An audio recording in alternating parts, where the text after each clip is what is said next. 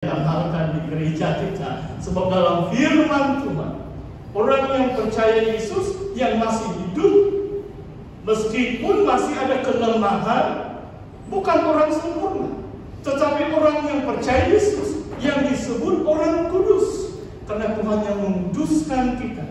Kita bersyukur atas karya Kristus di dalam kehidupan kita. Ayat yang kedua, saudara. Kasih karunia dan damai sejahtera dari Allah Bapa kita dan dari Tuhan Yesus Kristus menyertai kamu. Inilah biasanya disebut greeting, salam. Kalau suratan ini zaman kuno, abad yang pertama, biasalah mereka beri greeting, grace and peace. Sangat indah, saudara. Bila Tuhan mau berbicara kepada kita, Tuhan menyatakan kasih karunia damai sejahtera. Tanpa damai sejahtera mungkin saudara tidak dapat duduk tenang untuk mendengar firman Tuhan. Kita ada damai sejahtera. Bahkan Tuhan istiharkan memberikan itu kepada kita. Dari mana sumber kasih karunia damai sejahtera ini adalah dari Allah Bapa kita. Saudara, di sini ada dua pribadi, dan memang kadang-kadang dalam keimanan kita atau kekristenan kita, agama lain itu mungkin menyalahkan kita atau mendakwa kita. Kalau bukan dua Tuhan, ada yang bilang kamu ada tiga Tuhan dan sebagainya. Tapi kita tidak percaya itu. Kepercayaan kita adalah Allah yang Esa itu adalah Allah Tritunggal, dan sebaliknya Allah Tritunggal adalah Allah yang Esa. Cuma secara jelas di sini ada dua pribadi. Allah dalam bahasa aslinya Theos adalah Bapa kita, God our Father, Bapa kita. Dan Tuhan Kurios dalam bahasa aslinya adalah Yesus Kristus, Anak Allah yang tunggal. Dan kalau saudara paham dalam teologi Injil Yohanes, Yesus sendiri mengatakan Bapa dan Aku adalah satu. Dalam baptisan kita, setiap orang yang percaya Yesus dibaptiskan dalam nama. Perkataan nama itu tunggal. Dalam nama Bapa, Anak, dan Roh Kudus. Di dalam nama, bukan tiga nama, bukan nama-nama, tetapi nama yang tunggal, nama Allah yang Esa, yang dinyatakan sebagai Bapa, Anak, dan Roh Kudus. Ini formula baptisan yang kita praktikkan. Saudara, hari ini tidak sempat saya upas tentang doktrin Tritunggal. Yang penting adalah kita imani. Tuhan tidak menuntut kita tinggi pelajaran teologi dan sebagainya. Seperti pastor pernah katakan, kalau di perpustakaan, kalau doktrin Tritunggal atau Roh Kudus, mungkin satu buah lemari penuh itu buku. Tidak perlu lagi. Yang perlu adalah kita imani. Dan Tuhan menyatakan kepribadiannya. Tuhan menyatakan ketuhanannya kepada kita melalui Yesus Kristus. Ayat yang ketiga, saudara. Terpujilah Allah dan Bapa Tuhan kita Yesus Kristus.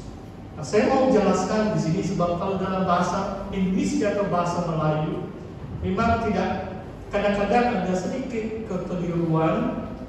Terpujilah Allah dan Bapa Tuhan kita Yesus Kristus. Saudara, sebenarnya kalau dalam bahasa Inggris saya akan sebut seperti ini.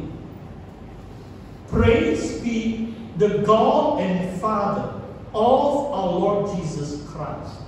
Maksudnya Allah dan Bapa adalah Allah dan Bapa kepada Tuhan kita Yesus Kristus. Saudara tahu atau tidak?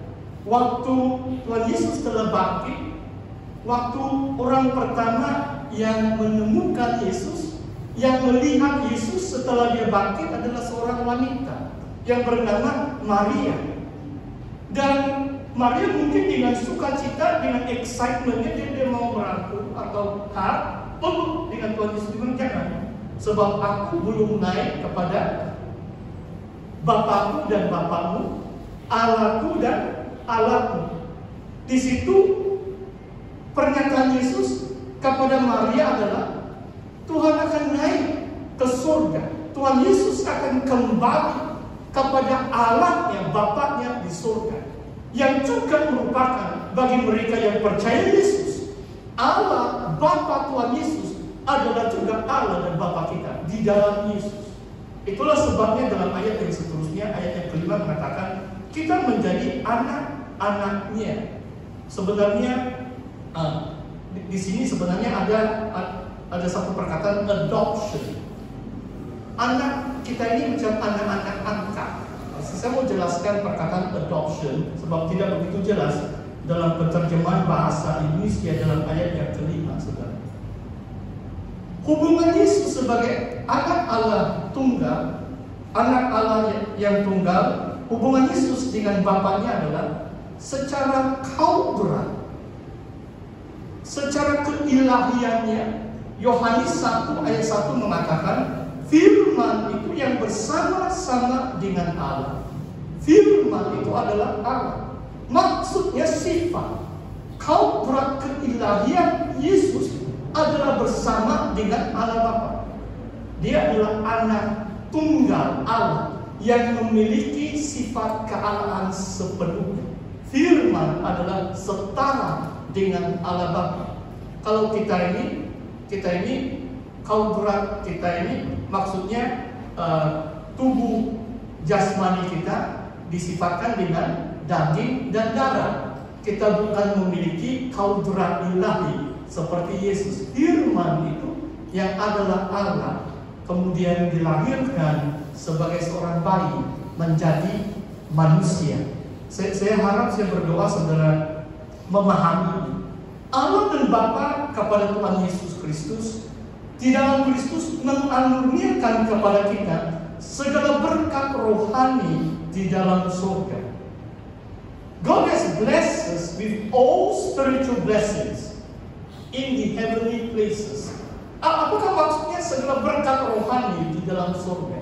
Saudara, saya pernah dengar satu khotbah. Sekarang YouTube mungkin saudara pun senang kan cari. Mana-mana saja khotbah, memang pastor lebih biasa dengan bahasa Inggris. Dari USA, seorang pendeta mengatakan, pernahkah kamu dengar tentang ini upah surgawi? Wah, terus saya terkilan sedikit dengan cabaran atau tentangan pendeta ini di Amerika Syarikat. Pernahkah kamu dengar khotbah tentang upah surgawi?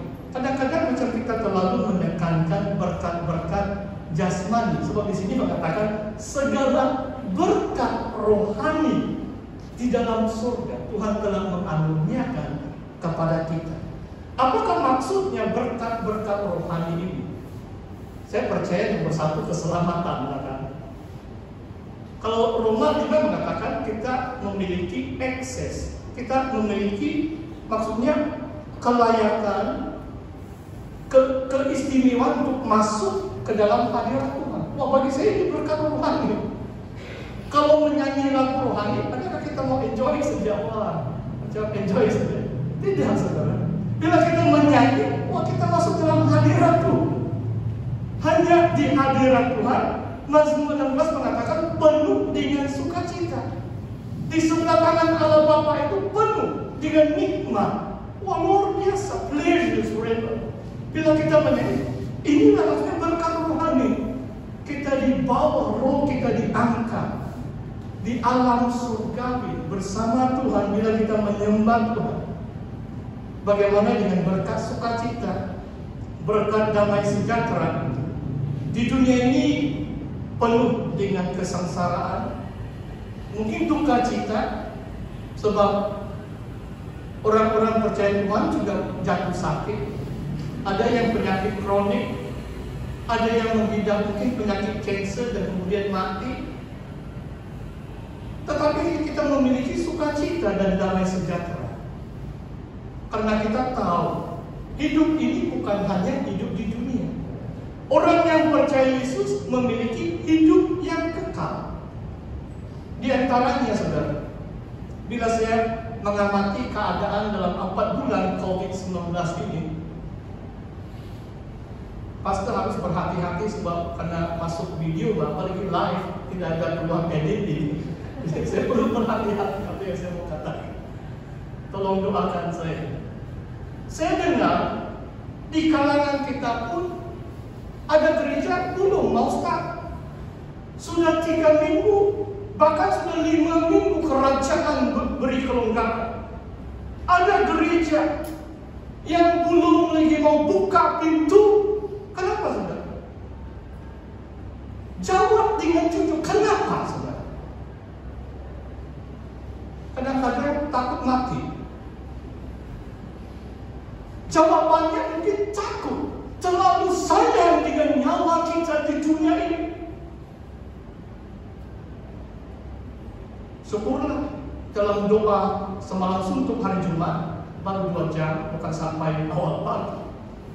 Penetua dan kami pun semua kita mengucap syukur. Seluruh jemaat SID Sabah, saya belum ada dengar berita ada yang kena jangkit penyakit. Kalau ada 1 buah pun mungkin sembuh. Kalau yang paling buruk mati dalam iman itu, kata Paulus itu jauh lebih baik. Kita cepat masuk surga. Jangan takut mati. Sebab hidup yang kekal bersama Tuhan jauh lebih bahagia. Inilah bahagia iman kita, saudara. Wah, saudara, Paulus katakan, saya masih hidup, Tuhan beri kasih karunia supaya berbuah, melayani. Kalau saya pikir, wah, kadang-kadang pelayanan itu hidup di dunia stres. Lebih baik Tuhan ambil sejak saya mau masuk surga. Saya bersaksi secara jujur. Memang kita harus berhati-hati. Kita diberi kebijaksanaan untuk mengambil langkah-langkah supaya kita tidak mau dijangkiti dengan apa-apa penyakit. Kita berdoa, kita menjalankan kehidupan kita dengan penuh cermat, berhati-hati, SOP kerajaan, semua itu semua sangat baik. Tetapi jangan takut mati.